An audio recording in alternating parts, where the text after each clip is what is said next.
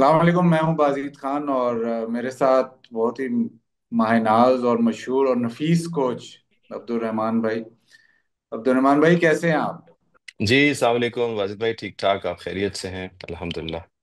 अल्हम्दुलिल्लाह, बिल्कुल ठीक ठाक। ये अब South Africa series, test series बिल्कुल अब शुरू होने को है, तो उसी पे पहले बात शुरू करते हैं। सबसे पहले तो जो सारे सवाल कर रहे हैं, और मुझे भी मतलब उसी सवाल का जवाब चाहिए कि पिचेस कैसी होंगी।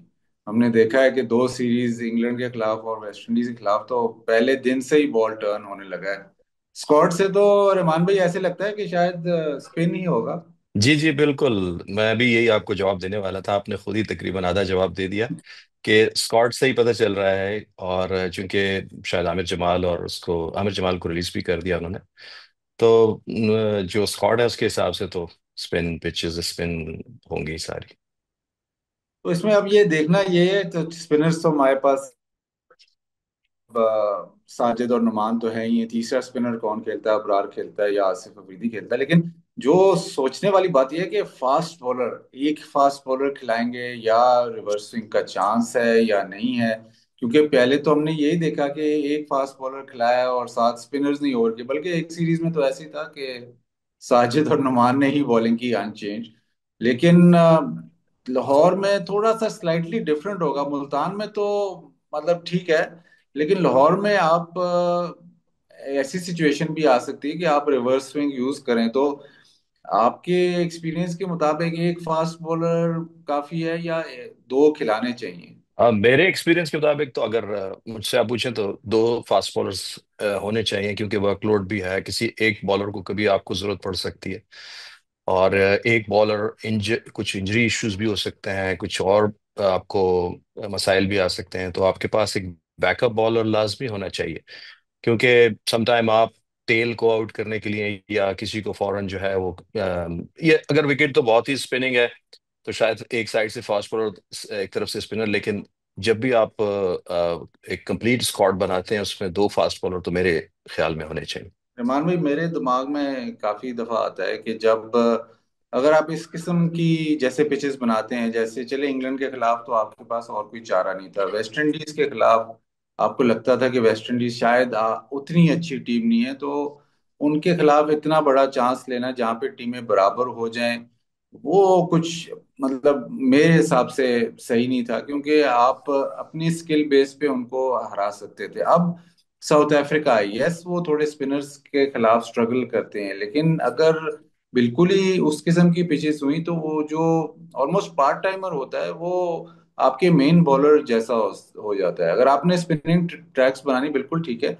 लेकिन उस लिहाज से आपके पास बेहतर स्पिनर्स हैं, बट थोड़ा सा ऐसे ना हो कि 2 दिन 2.5 दिन में मैच खत्म हो रहा है, क्योंकि फिर वो एक लॉटरी सी बन जाती है। आप नो कोचिंग करते रहे हैं, आपको भी इसका आइडिया बहुत होगा। मैं आपके व्यूज इस पे लेना चाहता हूँ कि अगर 2 दिन वाला मैच या 2.5 दिन वाला मैच ऐसे पिच पे, तो वो ऑलमोस्ट टीमें बराबर सी हो जाती हैं। हाँ, लेकिन मैं इसको ऐसे देखता हूँ कि जैसे वेस्ट इंडीज की टीम थी वो हमसे बहुत यानी ना उनको उनको एक चांस देना था कि वो हमारे बराबर आके खड़े हो।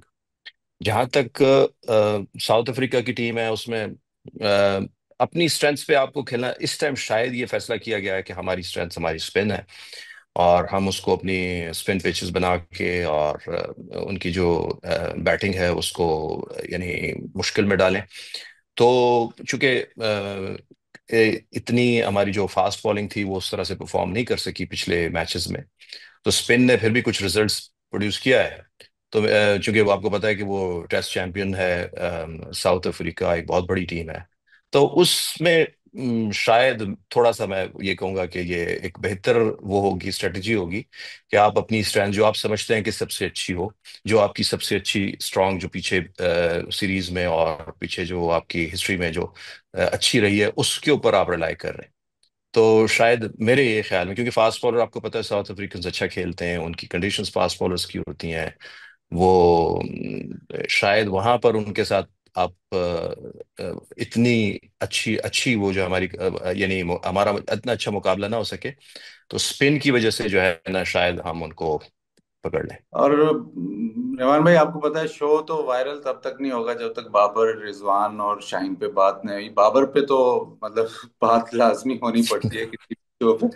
तो बाबर का अब जाहिर है टीम में कमबैक तो नहीं कहूंगा, लेकिन काफी अरसे से वो T20 में तो नहीं खेल रहा, तो थोड़े अरसे के बाद आया है टीम में। आया कि अब देखना ये है कि मतलब इसके लिए अच्छी चीज है थोड़ी सी ब्रेक मिल गई, या ब्रेक अगर ना मिलती तो बेहतर रहता, क्योंकि जाहिर है जब भी बाबर खेलता है या जहां पे भी बाबर खेलता है तो उस पर प्रेशर तो होता है, क्योंकि सारी एक्सपेक्टेशन उस पर बहुत ज्यादा होती हैं। मैं जो बाबर की पैथोलॉजिकल ब्लॉक लगता है, कोई उसकी टेक्निकल इश्यूज नहीं है।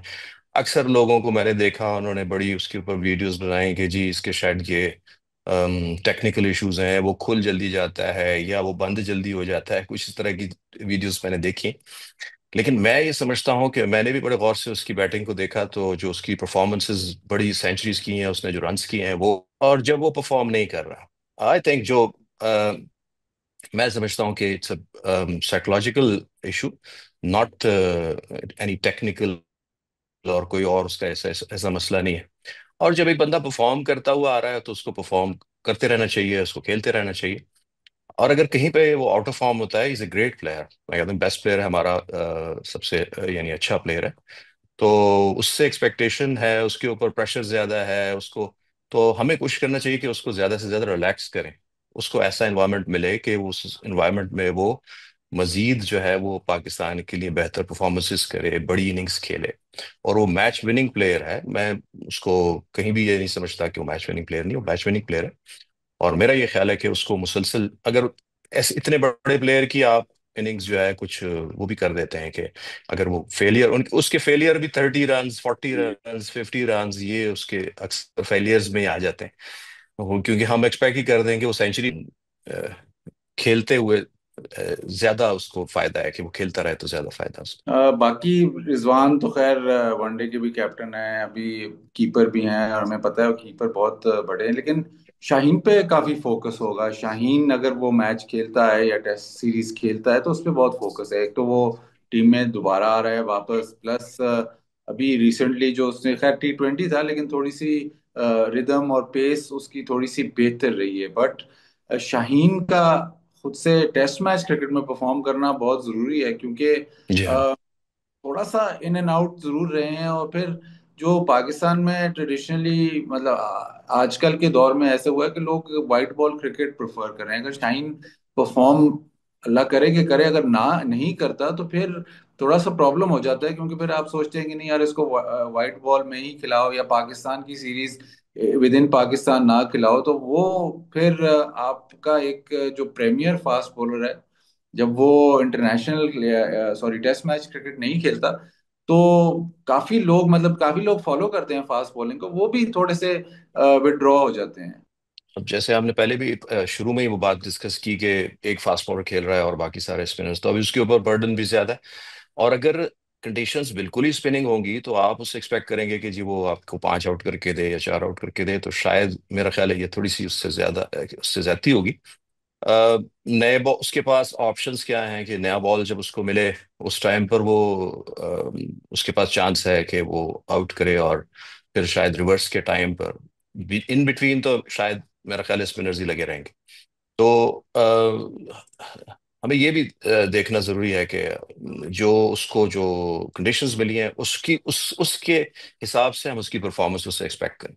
ये ना हो कि हम कहें जी हमारा प्रीमियर बॉलर है तो बस वो 5 आउट करके दे, ऐसा नहीं होगा। बल्कि यहाँ पर हम तो एक्सपेक्ट ही यही कर रहे हैं कि हमारे स्पिनर्स आउट करके देंगे, और ऊपर से नए बॉल पे, और या शायद कहीं पर रिवर्स की जरूरत पड़े और रिवर्स बॉलिंग पुरानी बॉल से अगर शाहीन आकर आउट करे तो ये है। अदरवाइज तो उसका रोल जो है मतलब बहुत ही छोटा नजर आता है इस पूरे उसके अंदर। साउथ अफ्रीका पर अगर थोड़ी सी बात करें, साउथ अफ्रीका की जाहिर है आपने पहले भी कहा कि उनकी स्ट्रेंथ फास्ट बॉलिंग है, रबाडा है, यानसन है, ये दो उनके प्रीमियर टेस्ट मैच के बॉलर्स हैं। लेकिन साउथ अफ्रीका का इधर आके इन पिचेस पे जीतने के लिए एक तो उनको टेस्ट मैच में मतलब करीब करीब रहना, मतलब जितनी देर वो टेस्ट मैच में इन रहेंगे उतना ज्यादा चांस है। और उसके लिए मुझे ऐसे लगता है कि शायद उनकी बॉलिंग से ज्यादा उनकी बैटिंग को, स्पिनर्स को टैकल करना होगा, बहुत बड़ा मुश्किल होगा, क्योंकि मोस्टली इनके प्लेयर्स ने इस किस्म की पिचेस पे मैचेस नहीं खेले हुए। जी हाँ, देखें जहां भी, या तो आप किसी भी टीम से जब जीतने के लिए जाते हैं, वो आपसे अगर बहुत ऊपर की टीम है, या वो कंडीशंस चैलेंजिंग है जिसके ऊपर आप कभी नहीं खेले, तो आपको जीतने के लिए यकीनन उनके प्लान्स को आपको काउंटर करना होता है। अब अगर आप किसी ऐसी टीम के अगेंस्ट खेलने जा रहे हैं जिसकी सारी चीजें, सारे डिपार्टमेंट्स पूरे हैं, उसकी जो बॉलिंग है वो नए बॉल से भी अच्छी है, वो सेमी से भी अच्छी है, उसके स्पिनर्स भी अच्छे हैं, और बाद में पुरानी बॉल से भी अच्छे करते हैं, तो यकीनन आपको फिर थोड़ा सा अपने स्किन से बाहर आके थोड़ा सा डिफरेंट खेलना होता है। यानी अगर आप किसी अगली टीम, जिस टीम के आप अगेंस्ट खेल रहे हैं, उसके प्लान को आप पूरी तरह से इम्प्लीमेंट होने देंगे, वो प्लान एग्जीक्यूट हो जाएगा, तो आपके चांसेस कम हो जाएंगे। तो यकीनन आपको थोड़ा सा अपने यानी उससे हटकर दूसरी टीम के प्लान को खेलना पड़ता है। अब हमारे पाकिस्तान की टीम का प्लान है कि जी स्पिनर्स अटैक करेंगे, स्पिनर्स खेलेंगे। तो दो चीजें हो सकती हैं कि आप, एक तो आपका टारगेट, जो जो आपका स्कोरिंग फोरकास्ट है, कि आप एक पार स्कोर को आप टारगेट करते हैं कि इस पिच पे कितना स्कोर ठीक होना चाहिए, और आप हमारी बैटिंग को देखेंगे कि जी पाकिस्तान की बैटिंग कितना स्कोर कर सकती है, और उसके हिसाब से आप अगर प्लान करें, तो मेरे ख्याल में जो है, क्योंकि बड़ी टीम्स हैं उनको पता होता है कि क्या करना है, तो लाजमी वो मैं देख भी रहा था कि उनकी प्रिपरेशन में वो स्पिन की प्रैक्टिस कर रहे थे, और डिफरेंट शॉट्स की जो है वो यानी प्रैक्टिस कर रहे थे। तो यही होगा कि वो यकीनन पूरी कोशिश करेंगे कि हमारे प्लान को वो काउंटर करें, वो प्लान हमारा यानी ब्रेक करेंगे, तो तभी जो है उनके जीतने के चांसेस होंगे। अदरवाइज उनकी टीम, चाहे वो चैंपियंस है वहां पे, क्योंकि कंडीशंस बिल्कुल ही उनके उनके यानी फेवर में नहीं है, तो वो मुश्किल में भी पड़ सकते हैं। बिल्कुल। रिमान भाई, टेस्ट मैच पे तो बात, सीरीज पे बात होती होती चली जाएगी, मतलब हम तो इस पे बात करते चले जाएंगे। आप थोड़ा सा फोकस चेंज करते हैं, कायद अज़म ट्रॉफी जो अभी रिसेंटली शुरू हुई है। एक तो सबसे अच्छी बात यह है उसमें कि काफी सारे जो इंटरनेशनल प्लेयर्स हैं वो इस वक्त खेल रहे, अवेलेबल हैं और खेल रहे हैं। शायद दो चार और भी खेल सकते थे, बट खुशाइन बात यह है कि वो अभी जो हो रही है उसमें, आप जो मैचेस हो रहे हैं उसमें आपके टॉप के प्लेयर्स खेल रहे हैं। जी जी, ये वाजिद भाई, वैसे ये हमें मतलब पता नहीं, मुझे कहना चाहिए नहीं कि हम देखें इस पे खुश होते हैं कि हमारे प्लेयर्स जो हैं वो खेल रहे हैं। ये तो उनको खेलना ही चाहिए। मैं तो इसको बिल्कुल ऐसे देखता हूँ ना कि जो भी अवेलेबल है उसको खेलना लाजमी चाहिए, क्योंकि आप इम्प्रूव ही तब करते हैं कि जब आप खेलते रहें। इसमें कोई दूसरी चीज यानी कोई साइंस नहीं है कि आप अपनी गेम को कैसे बेहतर कर सकते हैं। आप गेम में लंबी इनिंग्स खेलेंगे तो आप बेहतर होंगे, आपको समझ आएगी चीजों की, आपको बॉलिंग खेलना आएगी, स्पिन खेलना, फास्ट बॉलिंग खेलना आएगी। तो ये तो उनका बेसिकली फायदा है। हम नॉर्मली अक्सर जो है वो लोग कहते हैं यार देखो वो कितनी बड़ी अच्छी बात है कि हमारे डोमेस्टिक में लोग खेल रहे हैं। मेरे ख्याल में तो प्लेयर्स को लाजमी खेलना चाहिए, जब भी उनको मौका मिले ये मैचेस वो खेलें। और ये बहुत अच्छी बात है कि कुछ कुछ प्लेयर्स ऐसे हैं जो पाकिस्तान टीम के प्लेयर हैं, उनको भी कहा गया है कि वो जाकर अपना मैच खेलें, और ताकि उनकी प्रैक्टिस हो। जैसे रिजवान खेल रहे हैं अभी, साजिद खेल रहे हैं पेशावर में मैच, तो रिजवान मेरा ख्याल है कि वो 70-80 पे खेल भी रहे हैं वो इस वक्त। तो मतलब इससे उनको कॉन्फिडेंस ही आना है। प्रेशर ज्यादा है कि जी जाके वहां पे परफॉर्म करना है, तो बहुत सारी चीजें आपको समझ में आ जो अच्छी चीज है वो ये है कि ये जितने भी प्लेयर्स हैं ये यानी ऐसे टाइम पे खेल रहे हैं कि जब बिल्कुल आपके साथ जो है ना वो टेस्ट क्रिकेट साथ साथ हो रही है। तो जैसे आपने कहा कि अच्छी बात है, मेरे ख्याल में तो प्लेयर्स के लिए बहुत अच्छा है। हाँ, मतलब ये नॉर्मल रूटीन में होना चाहिए। एक जो आपसे मैं, मतलब जी आपकी जी। भी राय चाहता हूँ मैं स्क्वाड्स जब देखता हूँ फर्स्ट क्लास के, तो थोड़ा पीछे अगर मैं आपको लेके जाऊं, मतलब अर्ली 90s में ले जाऊं, या थोड़ा अर्ली 2000s, या इवन तब की बात अगर मैं करूं, तो आपके हर स्क्वाड में ना वो एक्सपीरियंस्ड फर्स्ट क्लास प्लेयर्स नजर आते थे। उनसे आप, जैसे आप इंटरनेशनल क्रिकेट वाला प्लेयर अगर आके फर्स्ट क्लास खेलता है या फर्स्ट क्लास क्रिकेट खेल रहा होता है, तो आप, जो यंग प्लेयर होता है या जो डेवलपिंग प्लेयर होता है वो बहुत सीखता है। इसी तरह काफी सारे एक्सपीरियंस प्लेयर्स होते थे जो 10-15 साल फर्स्ट क्लास क्रिकेट खेलते हुए आ रहे थे, उनसे भी आप बहुत कुछ सीखते थे। मुझे याद है जब मैं पीआईए में खेलता था तो आसिफ मुश्तबा होते थे जिससे बहुत मतलब सीखने को मिलता था। अब वो उस अपने करियर के उस स्टेज पे थे जब उन्होंने पाकिस्तान नहीं खेली थी, वो फर्स्ट क्लास ही खेल रहे थे। इसी तरह गुलाम अली थे, महमूद हामिद थे, मतलब नदीम खान थे, ये तो ये मतलब अपने prime age an international cricket की प्राइम से निकल चुके थे। बट जब आप उनके साथ खेलते थे तो बहुत आपको सीखने को मिलता था। अब रिसेंटली इवन अभी जब मैंने ये वाले स्क्वाड्स देखे, आपको वो वाले प्लेयर नजर नहीं आते। आपको ठीक है एक आधा एक्सपीरियंस प्लेयर नजर आ रहा है, लेकिन उस तरह नहीं है कि आप जब 11 बनाओ तो आपके पास दो तीन ऐसे प्लेयर हो जो कि काफी देर से क्रिकेट खेल रहे हो, जिससे आप जिनको आता हो फर्स्ट क्लास में कैसे चलता है, कैसे खेलना है, डेवलप इनिंग्स कैसे डेवलप करनी है या विकेटें कैसे लेनी है, उनसे आप बहुत सीखते थे। थोड़ा सा अब ये कल्चर आ गया कि यंगस्टर्स को बहुत ज्यादा प्रमोशन है, और ओवरऑल जो टीम की मतलब एवरेज एज है वो भी कम होगी। उससे नुकसान ये है कि जो एक ही एक ही बैच के जब पांच छह लड़के इकट्ठे खेल रहे हैं, या चले आगे पीछे बैच के छह सात लड़के इकट्ठे खेल रहे हैं, तो वो उनका एक्सपीरियंस सिमिलर होता है। वो किसी पे और किसी की मतलब एक्सपीरियंस से वो लेसन्स ले नहीं सकते। तो ये मुझे कुछ चंद सालों से ये प्रॉब्लम नजर आ रहा है। पता आप इस पे थोड़ी सी रोशनी डालें, आप ज्यादा गहरी नजर रखते हैं। इस वजह से है कि हमारी जो कहा यह जाएगा कि जो क्वालिटी ऑफ क्रिकेट है उसको वो थोड़ी सी नीचे चली। इवन जो आप जो 90s की बात कर रहे हैं वो तो नो डाउट उसमें जो एक एक्सपीरियंस प्लेयर एक बिल्कुल यंगस्टर का बहुत बड़ा फर्क होता था। और एक यंगस्टर को जगह बनाने के लिए उस यानी उस सीनियर के साथ मुकाबला करना पड़ता था। तो क्वालिटी कम होने की वजह से जो हमारे सीनियर्स जो रहे हैं अभी बहुत रिसेंट में, सीनियर्स और जूनियर्स का फर्क इतना रहा नहीं। समटाइम आपको ऐसा लगा कि जो जूनियर्स ने रन्स कर दिया कि आपको लास्ट आप देखें पीछे अगर आप देखें तो बिल्कुल अंडर 19 प्लेयर्स जो हैं उन्होंने परफॉर्मेंसेस की हैं।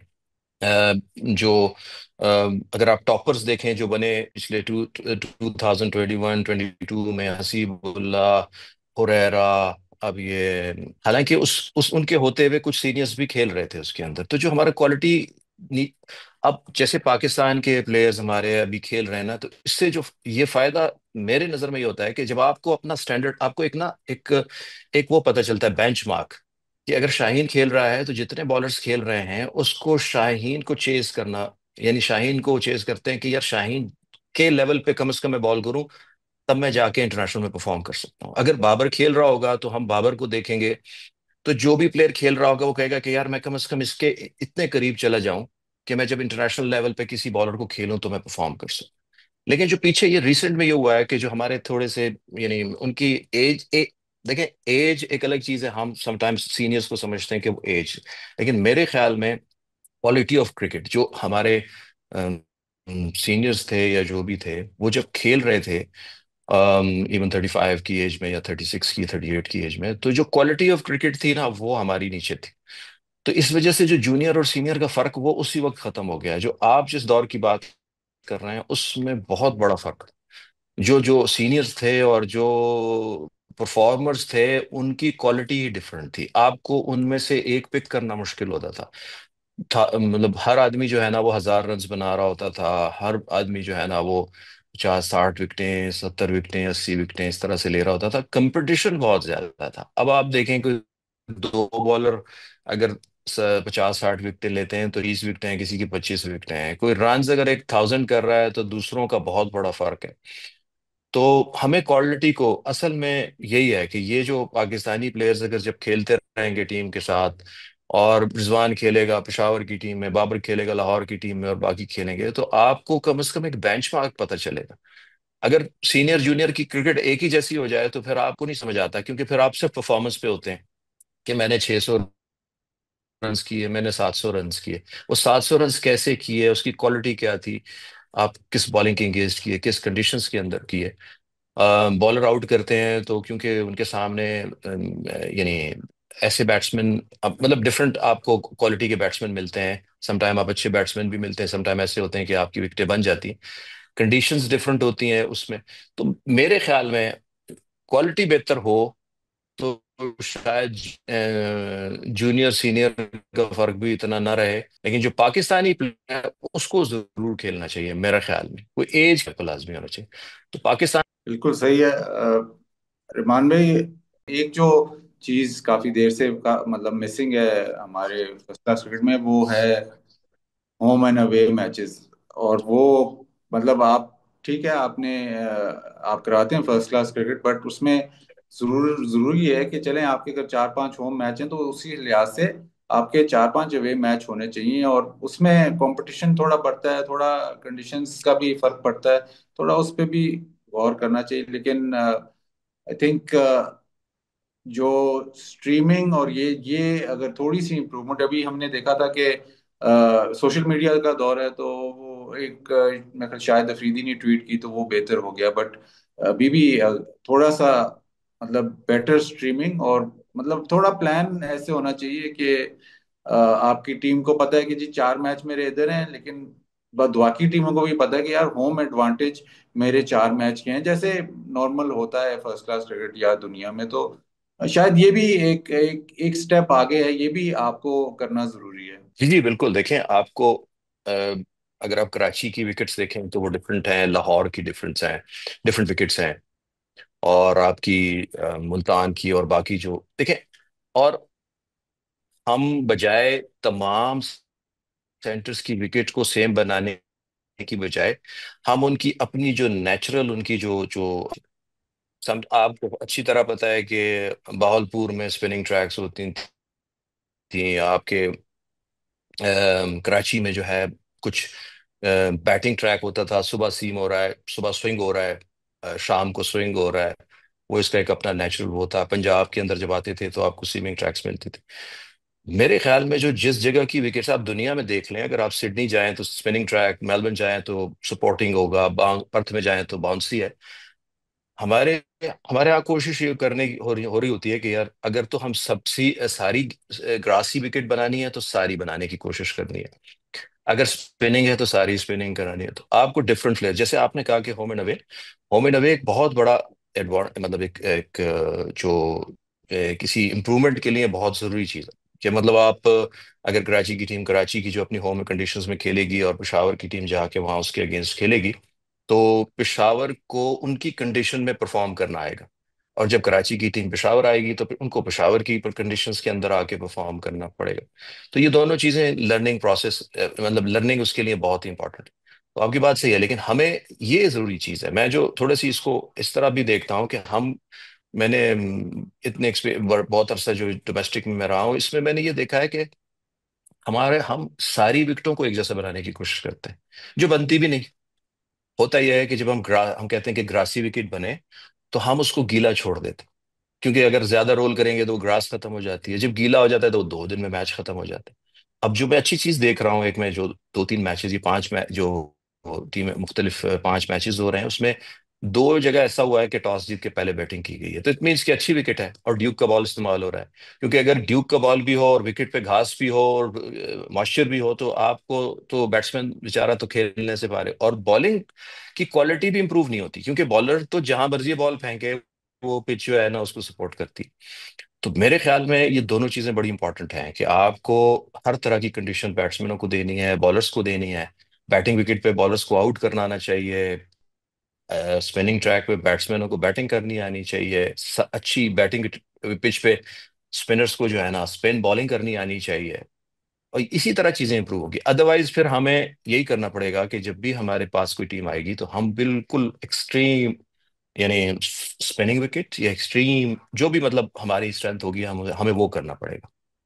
लेकिन अगर हम ये भी सोचें कि हमने ऑस्ट्रेलिया जाके खेलना है, हमने इंग्लैंड जाके खेलना है, हमने साउथ अफ्रीका जाके खेलना है, तो वहां की प्रिपरेशन हम कैसे करेंगे? बिल्कुल सही आपने बताया, बड़ा अच्छा एक्सप्लेन किया है रहमान भाई। रहमान भाई, मतलब वक्त अब तो खत्म होता, काफी लंबी डिस्कशन हो गई। Thank you very much. आज के लिए मेरे ख्याल इतना ही। थैंक यू, और फिर क्लोज करते हैं इस प्रोग्राम को। आप सबका थैंक यू, व्यूअरशिप का थैंक यू। Allah Hafiz.